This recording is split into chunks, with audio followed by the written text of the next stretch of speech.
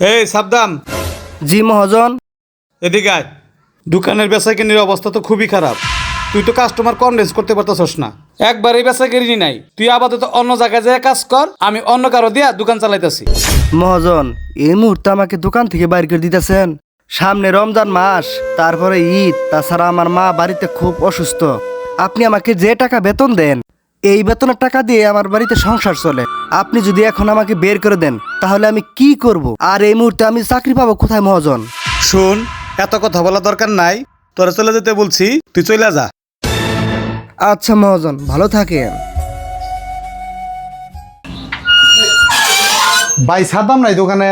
সাবধান তো নাই, বলেন কি লাগবো? না ভাই, পরে আসবো নি ভাই, এখন দরকার নাই। ভাই সাদ্দাম নাই দোকানে? সাবধান তো নাই ভাই, নতুন লোক আছে, ওনাকে বলেন দেখেন কি লাগবো। আসলে কিছু জুতা নিতাম তো, ও থাকলে ভালো হইতো। আমি দেখাই। না ভাই, ও আমার রুচি সম্পর্কে জানে, এখন আপনার সাথে নতুন করে কথা বলতে হবে। ভাই যাই, পরে আসবো না। হ্যাঁ, বিশাল ঝামেলায় পড়লাম, সাবধান ছাড়া কোনো মালই সেল করতে পারতেছি না। আবার কেরা ফোন দেয়, খাওয়ার সময় ডিস্টার্ব। মহাজনের ফোন। আসসালামু আলাইকুম মহাজন। সাবধান, কই তুই? ওই শুন, কালকা থেকে আবার দোকানে চলে আসিস। মহাজন, কালকে দোকান থেকে বাইর করে দিলেন, আবার যাইতে বলতো শুন।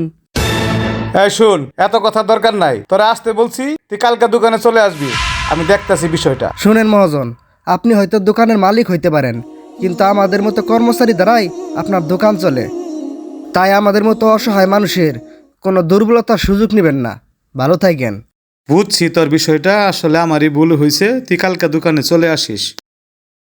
আমরা যেন কোনো দুর্বল মানুষের অসহায়ত্বের সুযোগ না নেই। যদি ভিডিওটি ভালো লেগে থাকে, অবশ্যই শেয়ার করে দিবেন।